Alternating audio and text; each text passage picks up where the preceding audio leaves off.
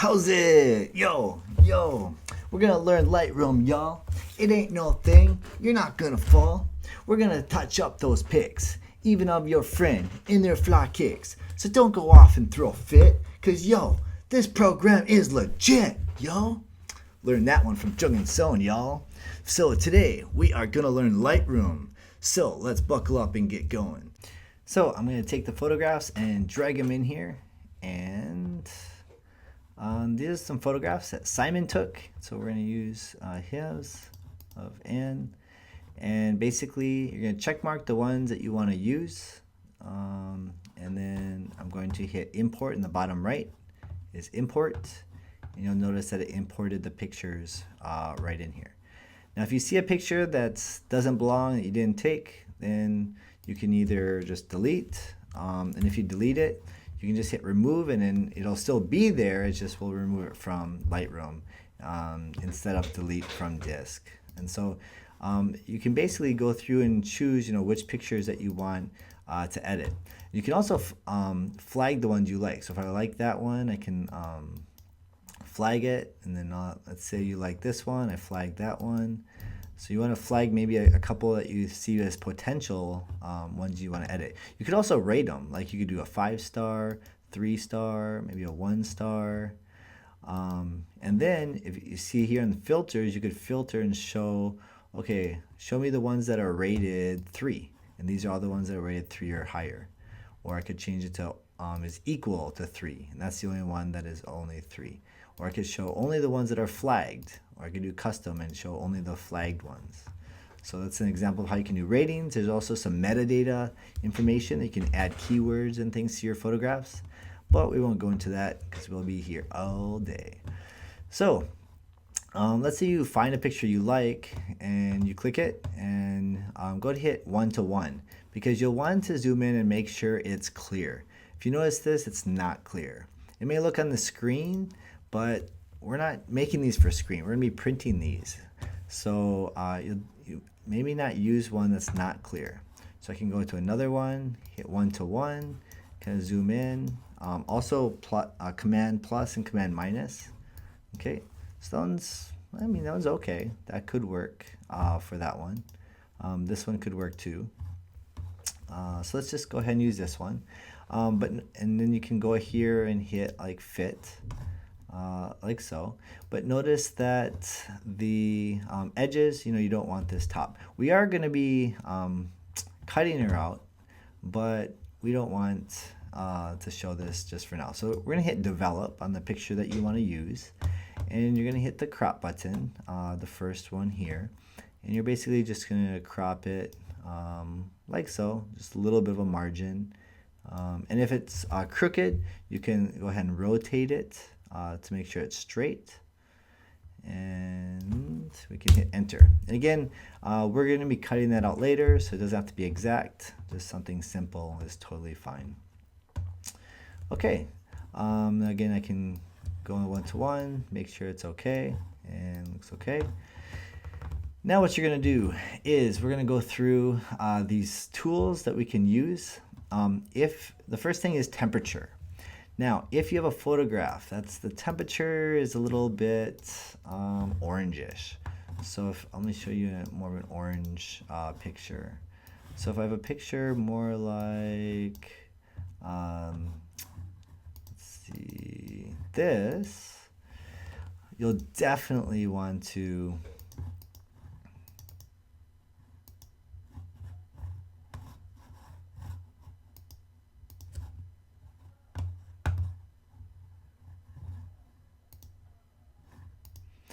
So if I have a photo like this with my develop, you'd want the temperature, to come down this way. I went to the left, -22.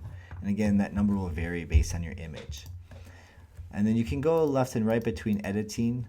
It's totally fine. Okay, so in this temperature, the temperature is actually pretty good. Okay, you don't want it too orangish. You don't want it too blue. So actually, I'm going to keep it at 0.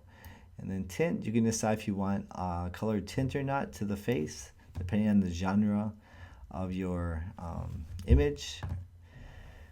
Next is exposure. Okay, there's a shortcut.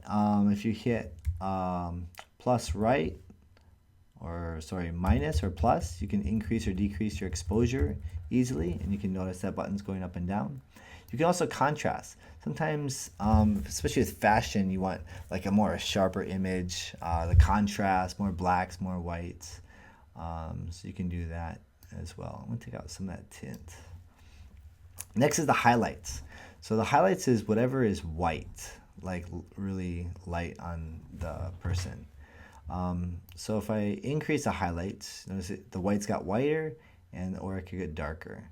So if you have a part that's like really white, okay, you'd want to maybe like tone that down and maybe increase the overall exposure, so that way everything else gets brighter.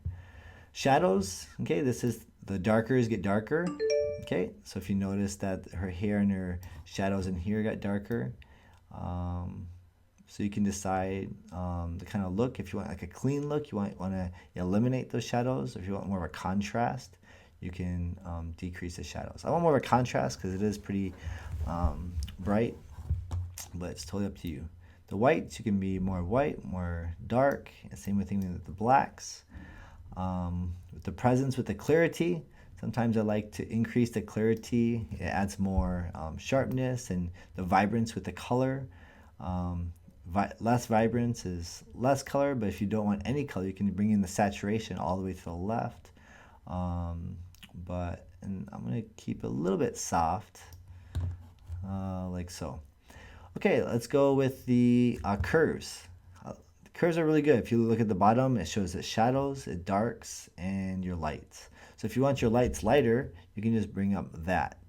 Okay, and if you want your darks darker, you can bring in that. So you can basically get like a more of a contrast.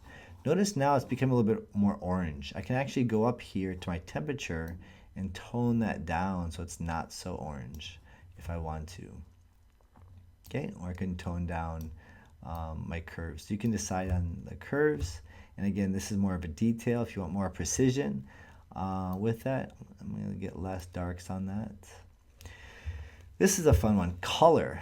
If I had an image, you know, like this, okay, and so I could actually choose to change the color. So if I choose blue, click on the blue thumbnail, I can actually change. Notice now it went to purple. Now it went to turquoise. You can actually change the colors of the image. You'll see some red on this side. You know, you can change the reds. Now it's less red, and now it's no red at all. The orange, you know, her face is a little orange. Now she looks a little bit more retro, okay? So it's really great opportunity to select certain colors without like physically selecting it with like a lasso tool and then changing the colors. But if you want to reset, just click on that button here and you can reset those and back to normal. So I'm gonna go back to our image, and split toning we won't go into. Details, like I said, you might want to go a little bit sharper if you want that more vivid image, okay? And you can do noise reduction. So basically, if there's like high ISO or if it's a little bit grainy, it'll really try to make it more of a clear luminance. There's lens correction, which we won't go into today. The effects, this will give you a vignette. We won't go into a vignette because basically we're going to be cropping her out anyway. So otherwise, you know, you could make a little vignette with these to make it look. But I'm going to reset it because I'm not going to need it. And there, we got our photograph for our effects. Now let's go do some editing on the face. So if I go to 1:1, okay, and go into the face a little bit, okay, you want to focus more on the face. Here it's really good. Like, see how smooth it is? Great photograph. Let me switch to a different one. And let's say, you know, I mean, freckles are cool, but if for some reason they don't want the freckle, you know, you could actually go in here to your spot removal, Q on the keyboard. So you can go left or right on bracket, and then you can actually click on that spot. And then you can basically see this other circle that it's attached to. Select another similar color that you want it to like kind of overlay, and it will magically mesh and make it disappear. So you can go in and do that, and then kind of like just deselect it, hit escape key to deselect, and you'll notice that that spot is now gone and blended really well on that. So again, you could do that. And the sizes here, the feather, you can do more details on the treatment. A lot of details that you can do to the face if you want to, but should be okay. So next is red eye, but the eyes aren't red, so you don't need to do that. We don't need a gradient filter on ours today, or a radial filter. You can do some adjustments on the mask. Let's say you wanted like this side of her face or right here to be a little bit more darker. So I could go up here and click on that and notice that I could just increase like the exposure, either high or low, or the clarity or the saturation. I can see here I'm making it darker, okay, and I can move that around. Notice how that's like a dark spot. So that's and you can do it over and over as much as you want. You can add more and add more of a shadow if you need to. And again, you have all of those options that we first went into, and you can select certain regions and even left and right bracket to make it smaller or bigger. So let's say, for example, the lips. You want the lips to be like more red. So you could click on the lips. Well, first of all, select your tool. Okay, right or left bracket, and then click on those lips, and then I can bring maybe my exposure down a little bit, my saturation up, and then I can go to my clarity, okay, and then I can go maybe to my vibrance or my temperature, give my tint a little bit more, and then my shadows. But if you change these things, it'll do it to the most of the photograph. So try to stay within the custom. See right here, it's a custom effect. Okay. Now, one thing I do want to show you guys is some presets. If I want to like save whatever I did to this photograph only, I could actually go up here to my presets on the left, hit plus, and let's say I just call this and2, and I hit create. And now if I have another image, like this one, I can actually go to and2 and click it, and it'll do the exact same effects. Of course, it didn't crop it, it didn't do things like that, but the basic effects that I did to it, it did change.